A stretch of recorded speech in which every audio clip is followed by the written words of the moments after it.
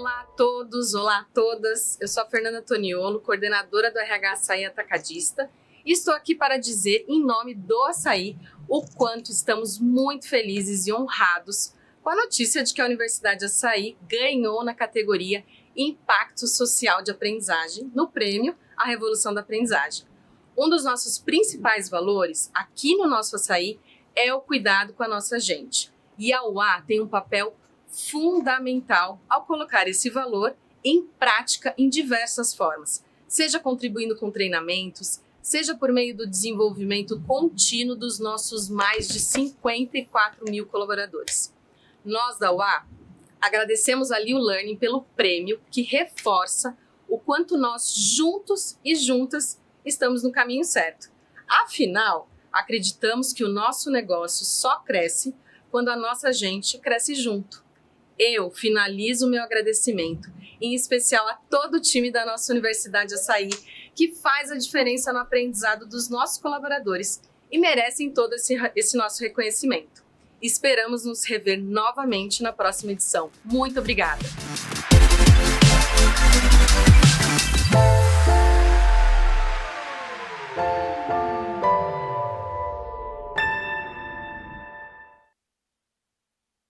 Uau, que legal, que vídeo, hein? Que vídeo. A gente fica feliz, né, de ver todo mundo comemorando a premiação, comemorando aí. São prêmios aqui fantásticos. E vamos chamar, então, os convidados, né, que ganharam esses prêmios aqui para participar desse nosso painel agora. Eu estou aqui eu vou convidar primeiro o Jax, né? O Jax é gerente de educação corporativa e executiva do IEL.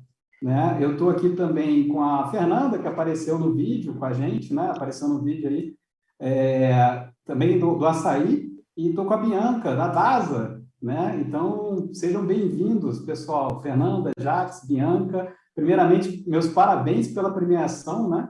E aí, como o Richard já tocou o primeiro painel, qual que é a ideia aqui? A gente vai primeiro explorar o case de cada um, né? Poder explorar como que chegou o desafio para vocês, como é que vocês pensaram, como que foi a abordagem, contar um pouquinho da história, né? Porque agora a premiação é muito boa, que nem o Richard falou, mas a parte lá dos bastidores que a gente quer saber, né? Como começou, como que evoluiu e quais foram as barreiras no meio do caminho, que eu sei, eu acompanhei o case de vocês, a gente sabe que não foram poucas, né? Mas poder estar aqui premiando vocês, para mim, é uma grande honra. Então, a gente vai se aprofundar em cada case durante aproximadamente 10 minutos, né? Então, a gente vai ficar com cada um. E, na sequência, a gente volta com os três para fazer um bate-bola aí, falando de 2021 e 22, futuro, né? E o que a gente está enxergando aí, tá bom? Vamos começar aqui, então, pelo Jax. Vamos lá? Jax. A gente está aqui para falar do teu prêmio, né? O prêmio do melhor programa de estágio, né? O melhor programa de estágio aí de 2021, de capacitação de estagiários. E aí, o troféu aí na mão. Eu comemoro junto. Boa noite, Nilson. Boa noite. Então, conta para a gente, Jax, como tudo isso começou, né? Qual foi a ideia? Como é que isso chegou para você como desafio? Como é que vocês vislumbraram o início do projeto? Enfim, explica para a gente aí, para todo mundo que está acompanhando a gente. Beleza, boa noite, pessoal, um prazer estar aqui com vocês. O IEL, ele é um agente integrador de estágio, né, com as empresas, e nós estamos localizados em todas as capitais do país e atendemos diversas empresas de todos os portes, promovendo aí a integração de estagiários.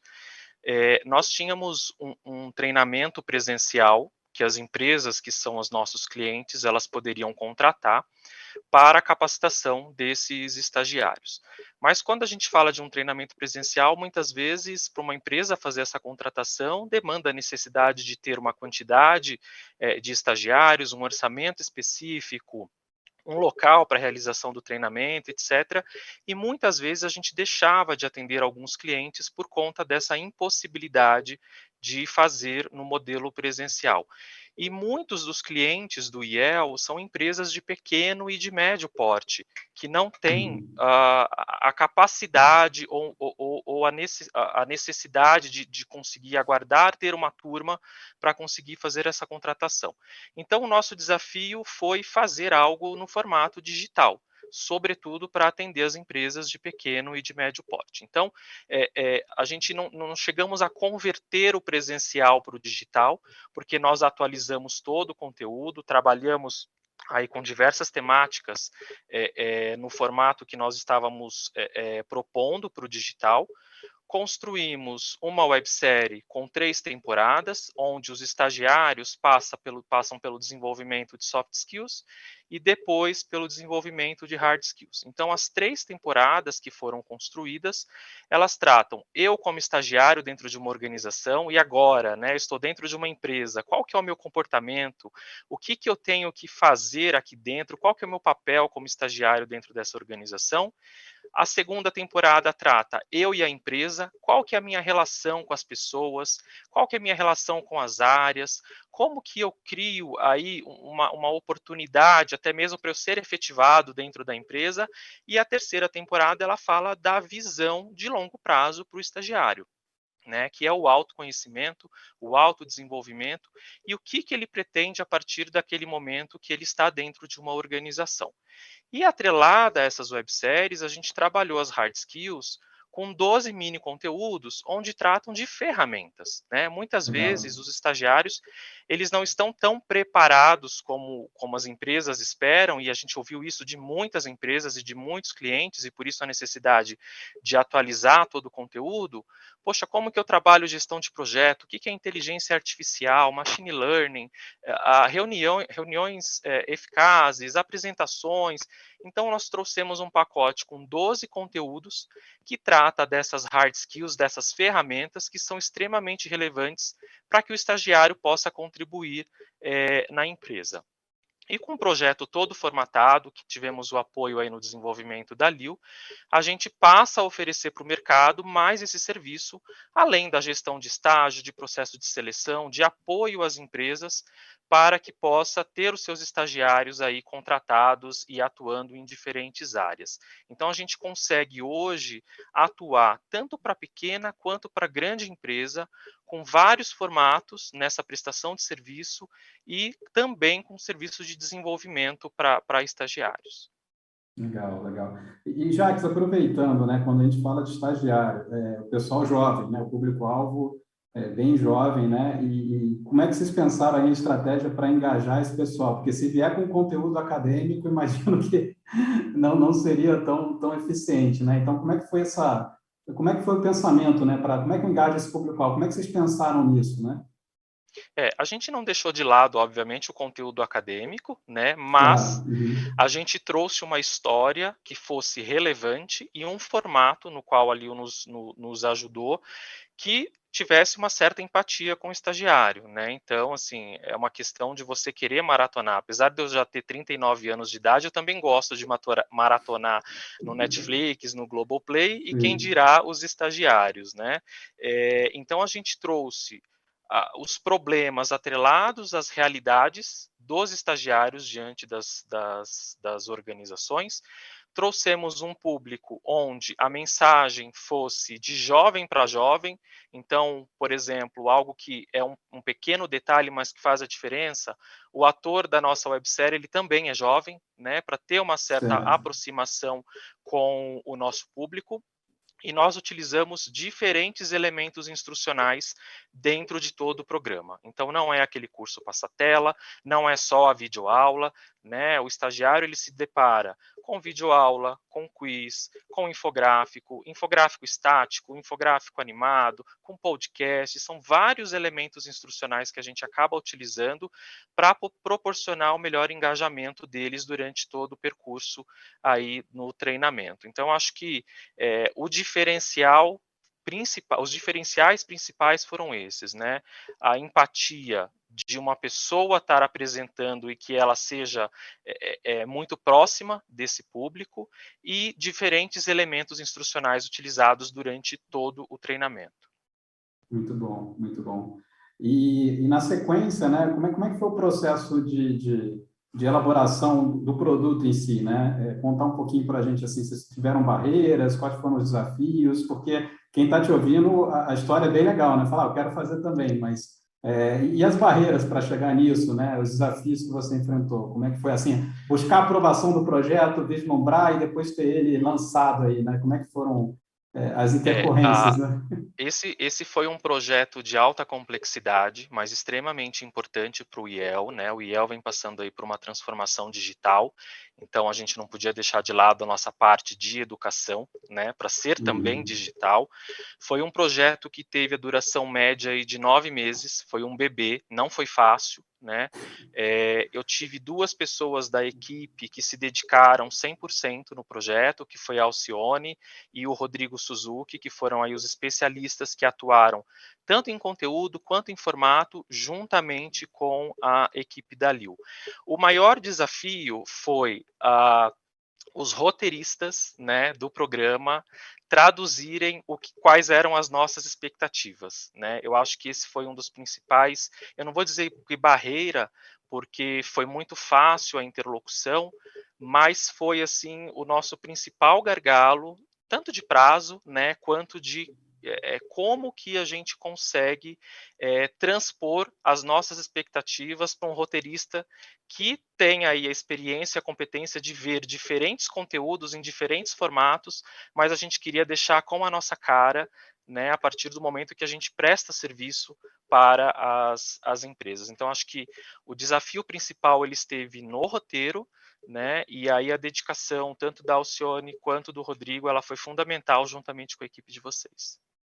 Bom, muito bom. E acabou que o que você falou, Jacques, entra naquele mix de objetos, né? Um mix de aprendizagem que o Richard acabou de apresentar, né? E quanto isso é poderoso, né? Você não ficar numa única mídia, um único canal de comunicação, seja ele visual, auditivo, né? O tal sinestésio, então você poder variar isso o tempo todo e criar esse dinamismo, né? E me conta uma Exatamente. coisa. Oi, pode falar, pode falar.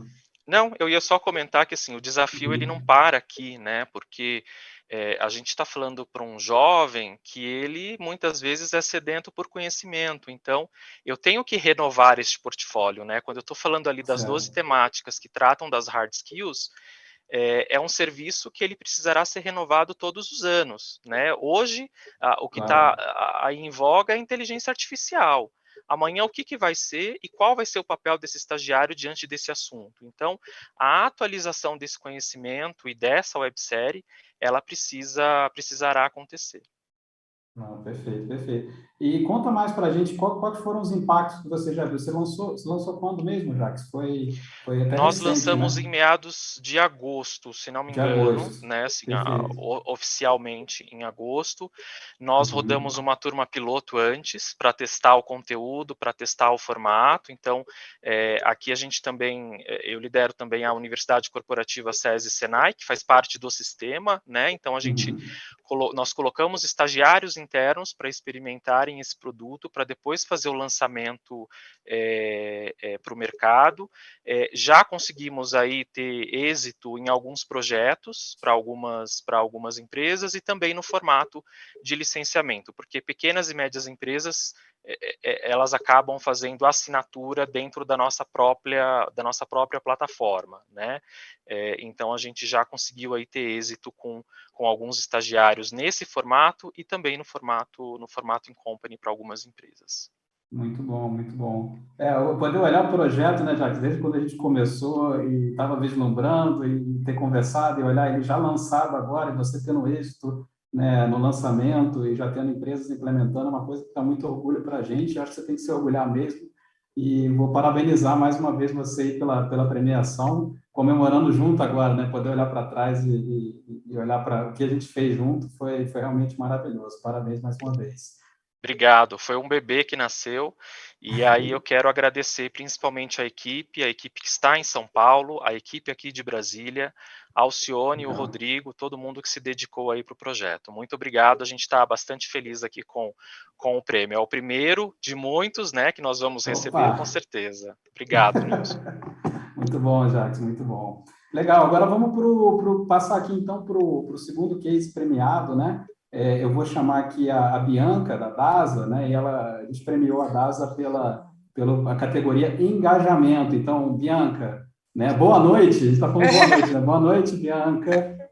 Parabéns aí pela premiação, mais uma vez, um projeto aí também que eu acompanhei de perto, muito, assim, o Jacques falou que ele teve um bebê de 9 meses, foi 9 meses, quase um bebê, né? O da DASA, como é que foi aí? Conta pra gente aí o case, a duração, desde que começou, e qual que era o desafio, né? Que eu acho que é importante para todo mundo entender. Ai, boa noite, primeiramente, né? Já que estamos nessa premiação, é um prazer estar aqui. Estamos muito, muito felizes com essa premiação, né? Represento aqui todo um time. Então, boa noite a todos. Eu sou Bianca Develi, gerente executiva aqui de toda a parte de desenvolvimento organizacional da DASA. A DASA, que é o maior ecossistema de saúde do Brasil. Vocês com certeza conhecem as nossas marcas, né? Grandes marcas, São Paulo Delboni, Lavoisier, Hospital 9 de Julho, Rio de Janeiro, Sérgio Franco, Hospital São Lucas. Então, é um grande desafio estar aqui à frente desse gigante da saúde que vem transformando a saúde. O nosso case, né, ele foi um pouquinho maior do que 9 meses, porque a gente teve a pandemia no meio do caminho que desacelerou e atrapalhou um pouquinho as nossas gravações. Mas o que era o nosso case, né? Como que a DASA funciona e como a universidade corporativa da DASA funciona? A gente tem uma tradição muito forte aqui na DASA, que são as certificações. Então, antes de um colaborador entrar em uma das nossas operações, ele passa por uma certificação técnica. Então, ele tem toda uma grade de treinamento logo na chegada dele para depois ele ir para uma das nossas operações, ou uma unidade laboratorial, ou um hospital. E aí, a gente se sentiu, né, a gente se provocou, finalzinho de 19, a repensar esse modelo de certificação para uma das nossas frentes. Era uma certificação 100% presencial, e aí a gente está falando da frente de coleta, que foi o primeiro movimento que a gente fez para disruptar como a gente treinava as pessoas, que a gente queria ganhar eficiência no processo, botar esse aluno no centro do aprendizado, para que, de fato, ele pudesse mudar e chegar cada vez mais preparado em nossas operações, para que a gente pudesse oferecer um serviço ainda mais diferenciado para os nossos pacientes. Então, foi a partir desse desconforto de querer melhorar, né? Eu falo que eu não tinha uma demanda externa, não tinha um problema para querer mudar. Eu simplesmente queria fazer algo diferente. Eu queria disruptar um formato e pilotar para ver se ele funcionaria ou não. Daí veio a iniciativa da gente transformar uma certificação que era 100% em sala de aula para uma websérie. E quais eram os ganhos que a gente queria, né? A gente queria, primeiro, colocar esse aluno experimentando mais o que seria o dia a dia dele. Porque quando a gente está num modelo tradicional de formação, está ali o professor, o instrutor de treinamento, o certificador, falando, né, no momento só de explanação, e ele passivo no processo, sem entender e sem ver o que ele viria nos bastidores, né? O que é uma unidade de atendimento? O que acontece dentro de um boxe de coleta? Quais os materiais que eu tenho que usar? E era esse desafio que a gente queria provar, a gente queria trazer algo muito mais lúdico, mas sem perder qualidade. A gente queria também ganhar eficiência nesse processo, Neu. Então, aí, a partir desses pontos, a gente começou, então, a desenhar essa websérie, que, de fato, foi um grande marco para a gente. Ela durou mais de 9 meses, porque quando a gente estava nessa agenda de gravações dentro das nossas unidades, fechamos tudo, estava aí a pandemia em março do ano passado, então a gente acabou demorando um pouco mais, mas uma forma, de fato, que a gente conseguiu, com a coragem que a gente tem para inovar aqui na DASA, esse campo que a gente tem de fazer diferente, descobrir uma solução de aprendizagem que, de fato, diferencia a forma como a gente ensina. E dali veio outras experiências, né? A gente foi fazer a certificação de vacina, então a gente imagina hoje que uma certificação de vacina 100% online, baseado numa websérie em que ele está ali experimentando. Então, um processo assim realmente que a gente quer fazer ainda muito mais. Esse é só o começo de uma nova jornada digital que veio para ficar, né? A única certeza que a gente tem pós-pandemia aí, que o digital veio para ficar e o quanto que a gente gera valor com ele. Perfeito, Bianca. E interessante que eu presenciei bastante nesse projeto, quando a Bianca fala que foi mais de 9 meses, só para vocês entenderem a dimensão, foram 2 trilhas de aprendizagem, né? Teve a de coleta, né? Que é treinar o pessoal a fazer as coletas, né? De exames e tudo mais, e teve também uma trilha de vacinas, né, Bianca?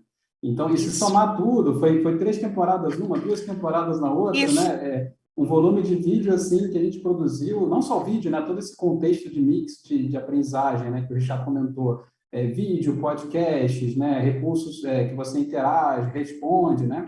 E para mim, a grande transformação, Bianca, até para te contar isso, não sei se eu já te falei antes, mas eu pude presenciar a primeira sala quando o pessoal estava fazendo treinamento pela primeira vez digital, né?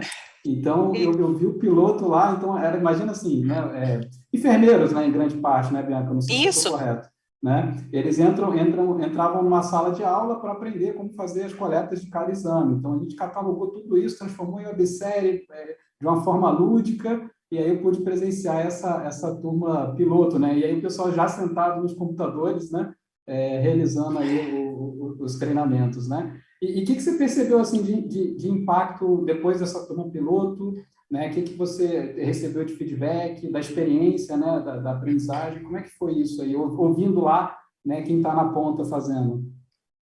Então, acho que a gente teve alguns processos de aprendizado e, graças a Deus, todos muito positivos. Os feedbacks foram muito bons. Primeiro que a gente conseguiu, fazendo uma sala invertida, né? As primeiras turmas a gente montou um laboratório com computador. Hoje o processo está muito mais fluido, ele já faz dentro de casa, então isso tem uma agilidade. A gente reduziu o tempo de treinamento, né, de 5 para 3 dias. Então, eu entrego esse profissional super bem preparado no menor tempo na operação. Então, isso faz uma diferença, né, para quem está na ponta. O segundo, a gente usou a sala de aula, ela não deixou de existir, mas a gente usou a sala de aula para praticar mais, a fazer as oficinas práticas. Então, ele já vem com todo o conteúdo teórico, hard skill e comportamental, que eu acho que o diferencial de uma websérie, que mais do que a gente ensinar para ele como que ele vai fazer uma punção venosa, né, que é a famosa coleta do sangue, é como que ele deve segurar a seringa, como ele deve segurar o tubo. Então, ele consegue, inclusive, ver o comportamento que ele deve ter com o paciente. Então, a gente conseguiu, por meio da websérie, trabalhar tanto hard skill quanto soft skill, usar a sala de aula como campo prático. Então, a gente gerou valor para esse colaborador, para essa operação, além de ganhar aí tempo de eficiência para entregar ele mais rápido, Nil. Então, esses foram alguns aprendizados que a gente teve. E aí, eu acho que um aprendizado também importante foram muitas trilhas. Talvez hoje a gente faria menos trilhas, a gente teria repensado talvez o formato para entregar também num formato até mais ágil, né? Acabou que a gente foi indo, então isso é um aprendizado que a gente teve. Então, um pouquinho Legal. que a gente pode compartilhar. Legal, legal. E eu também achei bem curioso, Bianca. É legal que quando você está, né, você participa de tanto projeto diferente, você vê muita coisa. E eu fui numa operação deles, o NTO, né, Bianca? O Isso. NTO lá. E isso é legal porque, assim, onde fazem todos os exames da América Latina, né? Não sei se é isso, né, Bianca? Me explica o que é o Isso, deixa eu te NTO. explicar. É, O NTO, pessoal, é o nosso núcleo técnico operacional. Então, o sangue, né, vou usar um termo bem simples, o sangue ele é coletado em uma das nossas unidades, então Sérgio Franco, Delboni, Lavoisier, e o tubinho de sangue ele vai para a gente tem 28 núcleos técnicos espalhados pelo Brasil. Em São Paulo e Rio são os nossos maiores núcleos, né, os maiores da América Latina, em que todo o sangue é processado, né, onde a gente de lá, de fato, sai todo o processamento das análises clínicas, o nome correto, para sair o resultado. E é um mundo à parte, né? Eu acho que o desafio hoje da DASA, né, e eu vou falar enquanto área de desenvolvimento organizacional, é trazer soluções de formação para públicos tão diferentes. Quando a gente entra dentro de um NTO, é um outro mundo. E o ganho que a gente teve com a websérie foi poder mostrar para o time que fica dentro de uma unidade, que é o técnico de coleta, um enfermeiro, o que acontece no bastidor, quando aquele tubinho de sangue sai das mãos deles, né? Quando eles enviam lá, bota lá em preparo e envio, fecha a caixa e a caixa vai, o que acontece, né? A websérie conseguiu trazer essa outra realidade, que foi incrível. E aí a gente fez, para o pessoal saber, que a gente fez a viagem do tubo de sangue, né? Então, o tubo de sangue, ele sai, para onde ele vai, a gente foi até o laboratório, filmou as máquinas lá, para que todo colaborador da DASA novo chegue e ele perceba, assim, o universo que é aquilo, né? Assim, são números, assim, imensos que vocês, assim, o que eu pude ver, né? Eu vi lá presencialmente, assim, é gigantesca a operação, né? De um laboratório. E Bianca, tem até uma piada interna que eu vou compartilhar aqui, né? A gente filmou a sala onde estavam tendo, em plena pandemia, pessoal, onde estavam tendo os exames do Covid, né? Então, imagina com a minha equipe lá, o pessoal gravando, fala, vamos entrar aqui na sala que examina o Covid. Ninguém, assim, pessoal, pô, é sério. Todo mundo com medo. Todo mundo com medo, né? Tava todo mundo com... Falei, gente, você nem chega, passa numa máquina que você nem... Tudo isolado, você nem chega perto, né? Mas ainda assim, entrar para filmar no meio da pandemia foi uma experiência assim que realmente muito rica, né? Muito rica e eu pude ver o resultado. Então, mais uma vez aí, Bianca, parabéns aí pela categoria de engajamento, né? Engajar todos esses profissionais assim que chegam, né? Com tanta informação técnica da área de Assim que saúde, chegam. realmente é realmente algo que a gente se orgulha muito e tenho certeza que você se orgulha também, né? Com certeza, Nil. E eu acho que a gente teve um outro valor. E até acho que melhor do que 4.000 colaboradores. Então, a gente também tem grandes números expressivos. Se eu puder, daqui a pouco eu vou compartilhando um pouco mais com vocês.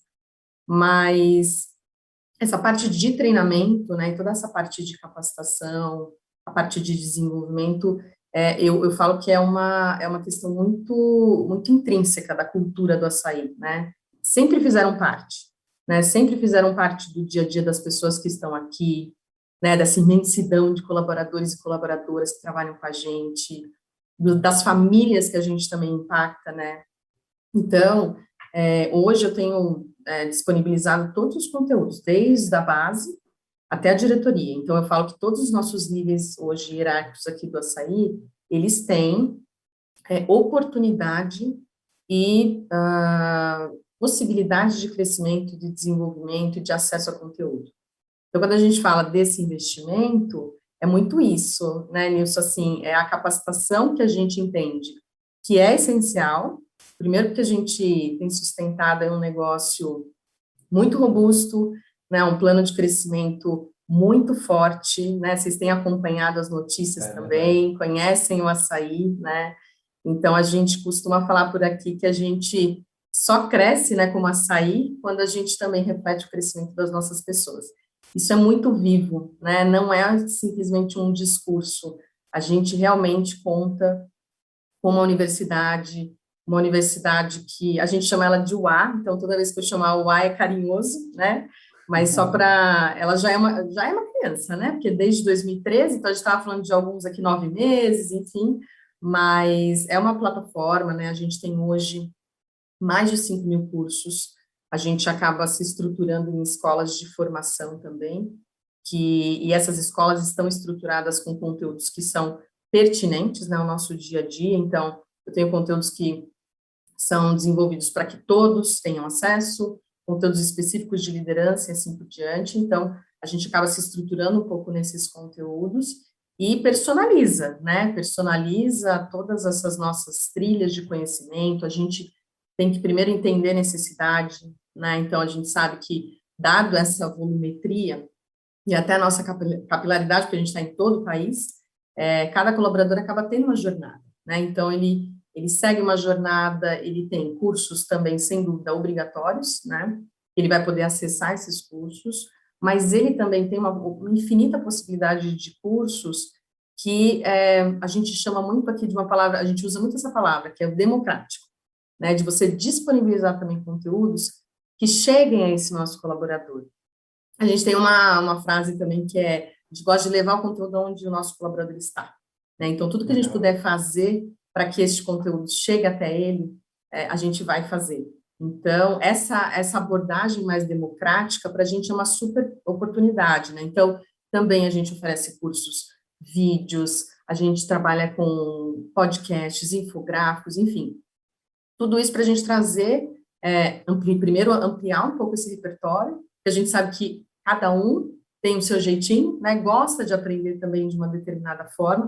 Então, o ideal é que essa pessoa encontre e se identifique com esse portfólio, né? E consiga ampliar o seu repertório, tanto de soft skills quanto hard skills, que é super importante, dado esse nosso crescimento.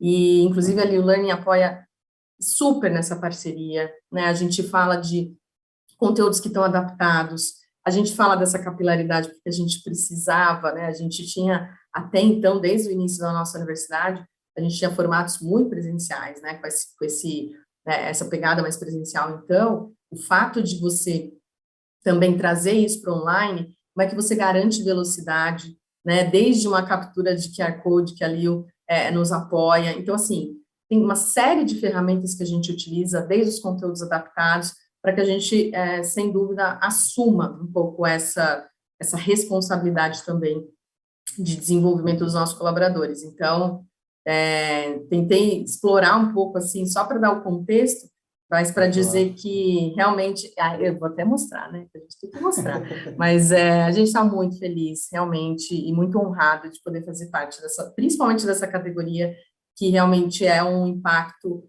não só nos mais de 54 mil colaboradores, mas nas famílias dessas pessoas, e de uma maneira geral na sociedade, o impacto e a grandiosidade que tem o açaí. Obrigada. Exatamente. Não, é isso aí, Fernanda. Nós que agradecemos, parabéns. E eu até pegando o teu gancho, né? Desse impacto social, essa categoria que vocês foram premiados, né? Fala um pouquinho mais para quem está acompanhando a gente aqui, os desafios do público-alvo, porque, como você fala, acho que as pessoas não têm noção, porque assim, a gente criou conteúdo só para dar um pouco de visibilidade para vocês, tá? Desde informática básica, sabe, como manusear o Microsoft Word, lá, o Hard Skills, né, Outlook, PowerPoint, né, e também fomos, obviamente, pela linha do comportamental também, mas nesse nivelamento mesmo, né, de conteúdos, desde os mais básicos, e a gente foi subindo isso, né. Então, Fernanda, conta para a gente, justamente assim, por que o impacto social, né? Como é que é o público-alvo? Porque eu acho que a pessoa não tem a noção, né? Às vezes treina uma pessoa, mas impacta a família, essa coisa de democratizar, né? A aprendizagem, né? Exato.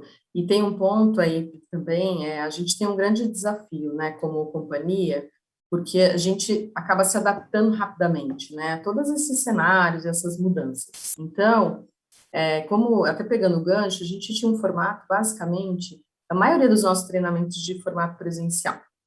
Então, quando a gente se vê diante de uma pandemia, que exige também transformações sociais, né, que gera transformações econômicas, que gera também reflexões na gente mesmo, né, como pessoa, como ser humano, dado o contexto do açaí, que é essa forte expansão, como manter, né, toda essa qualidade, este ganho, este conteúdo na ponta, essas pessoas com desenvolvimento contínuo, enfim. Lembrando que, além de tudo isso, a Açaí abre muitas lojas, né? Então, a gente tem, quando eu abro uma loja, eu acabo tendo cerca de 350 pessoas ali de maneira direta, e aí, por ano, eu já estou gerando mais de 10 mil, né, oportunidades. Então, como é que acelera também esse processo, né, de aculturamento, de entender que empresa é essa, né, de entender quais são, né, qual é o nosso modelo de funcionamento, que é super importante. Então, foi um cenário bastante desafiador. Eu acho que a gente acabou transformando muitos conteúdos e ganhando muito essa velocidade, né, gerando essa conectividade com as pessoas, as nossas pessoas que estão na ponta, que é o nosso maior público, né, é 90% dos nossos colaboradores. Então, assim, quando a gente aumenta, né, essa disseminação de treinamentos, tem uma coisa que é super importante, que é você perceber de onde que é o ponto de partida das pessoas, né, porque hoje a gente está aqui, o Nilson pode, por exemplo, ter uma habilidade, né, um conhecimento profundo de algumas ferramentas tecnológicas, mas eu, por exemplo, Fernanda, posso partir de uma informação básica, e eu preciso também, né, do apoio para poder acessar esse conteúdo, para poder explorar melhor esse conteúdo, né? Como que é que nem você comentou, assim, como que eu acesso, qual é o meu primeiro acesso, quem pode me apoiar, né? Como que eu faço isso? Então, a New Learning também nos apoia num programa que a gente chama de letramento digital, que é exatamente respeitar o ponto de partida das nossas pessoas. Nós somos muito diversos nisso. Então, assim, ter mais de 54 mil colaboradores é exatamente dizer que as pessoas são muito diferentes e tem muitas riquezas aqui dentro. Então, eu colocar um conteúdo, eu preciso entender, ela tem facilidade de acessar esse conteúdo? O nível dela de conhecimento é um nível mais básico? É um nível que eu posso chamar de intermediário ou avançado? E o nosso colaborador, ele entra nessa jornada. Quando eu falo de letramento digital, é exatamente isso. Eu ajudo esse meu colaborador, que às vezes tem um conhecimento básico de algumas ferramentas, seja um Excel, algum conceito de informática, enfim, eu ajudo ele também a se desenvolver com a gente. Dado que a gente está se transformando, dado que a gente está mais conectado, deixa eu te apoiar também, né, nesse desenvolvimento e trazer você para essa jornada. A gente fala que é realmente uma jornada de transformação. Então, para mim, assim, está muito associado né, a essa oportunidade, sem dúvida, que a gente dá de disseminar, de colocar nos nossos diversos canais. A gente disponibiliza o Wi-Fi de clientes para que os colaboradores façam os nossos treinamentos. Então, para você ter uma ideia, até o nosso processo de admissão, ele tem esse sistema de plataforma online, para que rapidamente esse colaborador esteja ali conectado com a nossa cultura, entenda, né, o negócio que a gente está. Então, você fazer alguns processos online gera, sem dúvida, eu acho que talvez essa expectativa também da gente poder apoiar, principalmente o nosso colaborador, e saber que esse nosso colaborador e essa nossa colaboradora talvez não saiam de pontos de partida iguais. E aí a gente quer apoiar esse desenvolvimento também nessa Excelente, parte né? de letramento digital. Precisa ter toda essa empatia com o público-alvo, né? Quem está chegando. E, Super. Fernanda, me ajuda nos números. Eu lembro que da última vez que eu visitei vocês, assim, eu lembro que a quantidade de lojas que eles estavam abrindo, né? Tinha uma meta, acho que no ano. Você sabe esse número, Fernanda? Eu vou te Pois pegar de é, a surpresa. gente não vai me pegar de surpresa. A gente, na verdade, é uma atrás da outra. A É, gente, em média, a gente coloca aí, uma média, tá? A gente coloca umas 20 lojas por ano do açaí, né? A gente tem, quando eu falo de oportunidades, a gente gera mais de 10 mil oportunidades, né, de empregos todo o ano. Então, assim, a gente tem crescido, a gente vai ter um aumento agora significativo, mas a gente tem crescido absurdamente, já estamos com as 200 lojas, basicamente aí batendo na porta. Então, a gente tem uma aceleração, uma aquisição aí, não só de crescimento orgânico que a gente fala, né, mas aí aquisição de players, e a gente, sem dúvida, tem crescido absurdamente. Então, exatamente por conta desse desafio, nós precisamos estar preparados, né? E como eu disse, a universidade, ela não é um produto, ela não tem que ser um produto de RH, né? Ela é um produto de negócio, né? Ela é realmente um resultado do nosso cuidado para que a gente consiga realmente desenvolver essas pessoas, tantas pessoas que a gente tem impactado, tantas pessoas que têm entrado aí na nossa empresa, ao longo do ano, durante essa jornada, e respeitando aí a particularidade de cada um. não, muito bonita essa história, né? Porque imagina, 30 lojas por ano, 350 pessoas diretas por loja, né? Então, aculturar esse pessoal, treinar todo mundo, né? E garantir dessa entrada no mundo digital, né? E ter essa empatia, porque alguém, de cada um, né? Cada um vai chegar com um nivelamento diferente, é algo incrível. Então, acho que está mais que reforçado aí, Fernanda. O parabéns aí pelo impacto social de aprendizagem, né? Pelo troféu. E parabéns, está transformando vidas, e como você falou, não só os colaboradores, como as famílias também, né? Envolvidas, né? Então, imagina a quantidade de pessoas aí que vocês estão impactando com todo esse trabalho. É motivo de orgulho, realmente. Muito orgulho, Nilson. Eu que agradeço pela indicação, pela premiação, e realmente representa aqui o trabalho de todo um time. Espero, como eu disse no vídeo, que ano após ano a gente se encontre por aqui. Muito Legal. obrigada mesmo.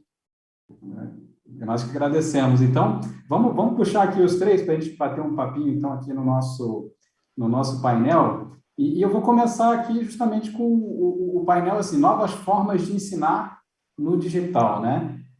Queria que cada um pudesse falar um pouco, assim, acho que até a pergunta que não quer calar, né? Depois da pandemia, né? O que vocês aprenderam de novas formas de ensinar no digital? Quais foram os aprendizados? O que vocês percebem que evoluiu? Né? Acho que é um bom pontapé aí para a gente começar. Vamos lá, Jacques, o que você conta aí para a gente? Você sabe que em algumas reuniões ou eventos que a gente participa, eu sempre falo, né, nós que estamos hoje nas organizações, nós não fomos educados no digital, né? Eu, durante toda a minha trajetória até o mestrado, eu não tive contato nas escolas com educação à distância em momento algum, exceto quando tinha o pré-work, né, o impresso para ler, né, e eu estudava em casa para depois ir para a escola.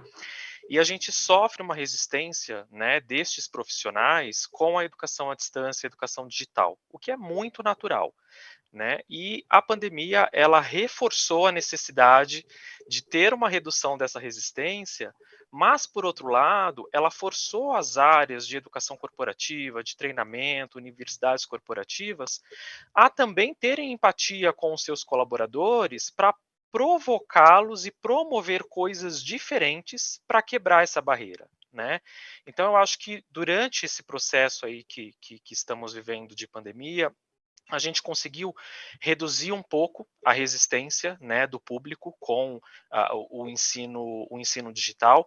Temos um longo caminho pela frente, porque a gente ainda se depara com muitos conteúdos passa-tela, né, como a gente Passa a tela. costuma dizer, mas eu acho que no Brasil a gente já evoluiu bastante, mas a gente ainda tem um longo percurso aí para que a gente consiga, de fato, ter uma educação digital que seja inclusiva, principalmente, né, em todos os ambientes.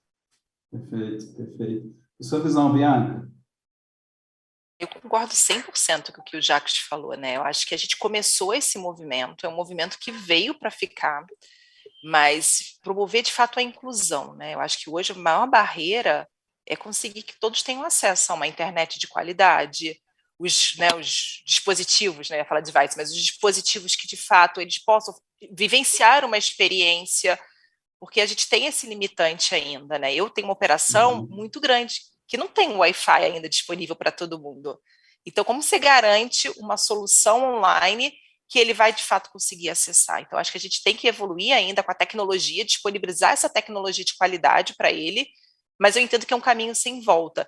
Eu acho que antes da pandemia ainda existia muita resistência, né? A gente já vinha fazendo a transformação digital aqui na DASA, mas sempre que a gente trazia uma oferta, ainda existia aquela resistência. Ah, não, mas eu prefiro presencial, tudo. Quando veio a pandemia e todo mundo se deparou com essa possibilidade, eu acho que as pessoas se permitiram experimentar e ver os ganhos do digital. Então, hoje, por exemplo, 83% das minhas ofertas estão no digital. Então, antigamente, eu jamais, acho que há 2 anos atrás, era o contrário. Tinha lá 17% no digital e 83% no presencial. E virar essa balança era muito difícil. Aí a gente conseguiu, em 2019, equiparar. E aí ficamos. Quando veio a pandemia, a gente virou, e 21 continua virando. Então, eu acho que é um caminho que, de fato, a gente vai ter que cuidar com essa tecnologia para chegar a todos e ser acessível a todos. Mas acho que um outro aprendizado que eu também estou vendo e estou descobrindo é que nem tudo pode ser digital. Legal, acho que a gente não pode simplesmente fazer a virada. Então, a gente está se descobrindo que alguns programas eles vão ter que ser híbridos. Porque quando eles foram para o digital, eles perderam. Então, quando a gente fala, por exemplo, de um programa de liderança, trazendo um exemplo, né, a gente fez toda uma trilha de liderança 100% digital, pensando na carga horária, que não poderia ser muito extensa, que tinha que ter o pre-work, que tinha que ter a experiência da roda de conversa, mas não foi o suficiente. E aí agora a gente está voltando para ajustar e falar assim, peraí, vamos sim continuar com o digital, mas vamos trazer uma pitada do presencial, porque aquela integração, aquela troca fez falta. E a gente precisa. Então, eu acho que o desafio agora vai ser, Nil, equilibrar o digital com o presencial e trazer tecnologia acessível, né? Vocês falaram muito do letramento digital. Então, trazer essa experiência por completo para todos. Legal, legal. E você, Fernanda, uma palavrinha aí para a gente nesse sentido. Eu super concordo, Nilson, tanto com a Bianca quanto com o Jax, assim, acho que a gente, aqui no Assaí, existe um investimento grande, né, em ensino à distância já desde 2017, obviamente em 2020 a gente acaba acelerando um pouco mais esse processo, mas eu concordo com a Bianca, acho que tudo é uma questão também de você experimentar e oportunidade, né, quando a gente faz aquisição das novas plataformas, a gente também testa um pouco isso, né, como isso é na ponta, fazer essa transformação, né, em 2020, voltada, por exemplo, para o mobile, a gente tem Learning Bot, a gente tem um ambiente que a gente chama de ambiente virtual de aprendizagem, ou seja, a gente disponibiliza, por exemplo, totens, né, para que o colaborador na loja também possa acessar os conteúdos, não só da universidade, mas, enfim, acho que de outras ferramentas também de RH. Eu sou muito da opinião do multicanal. Assim, se eu pudesse, talvez, deixar um recado final, a gente abre um pouco esse cardápio da multicanalidade, entende que esses treinamentos podem chegar até a base, sim, a qualquer lugar, sabe, assim, em qualquer filial do Brasil.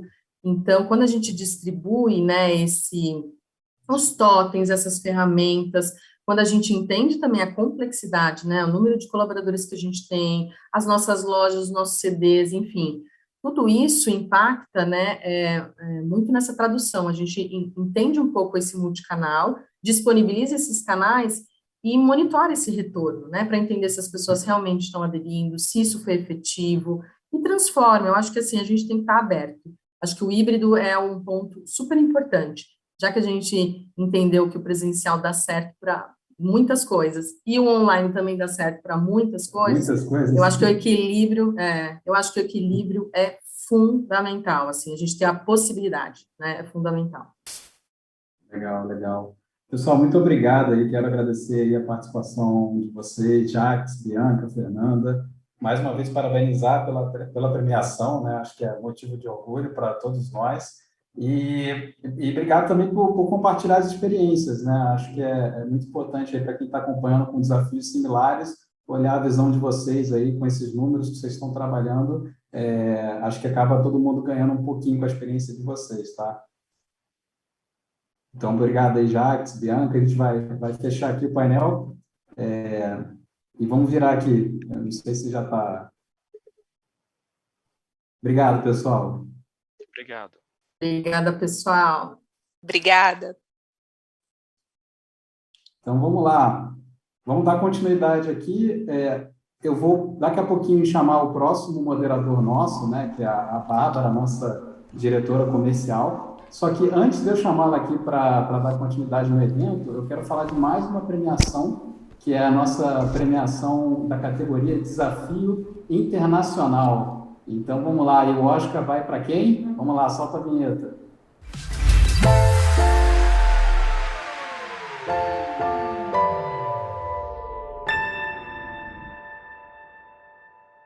Olá, eu sou o Luciano Mafia, líder de L&D aqui na Dupont Sustainable Solutions, e hoje eu estou aqui representando a empresa para agradecer o time da Liu Learning por ter nos escolhido como um dos principais cases de aprendizagem no ano de 2021. E realmente para nós foi um grande desafio ao longo da pandemia ter que transformar talvez uma das nossas principais soluções educacionais em uma solução EAD, em uma solução de ensino à distância. Principalmente porque a nossa solução é uma solução global, que está presente em diversos países e em diversos idiomas. Então a gente teve que usar o conceito do Think Globally, Act Locally e respeitar as características individuais e culturais de cada uma das regiões onde a gente está presente. E isso só foi possível com a parceria de uma empresa do porte da Liu Learning, que está presente internacionalmente. Então, mais uma vez, gostaríamos de agradecer a parceria e principalmente agradecer o reconhecimento que tanto nos honra.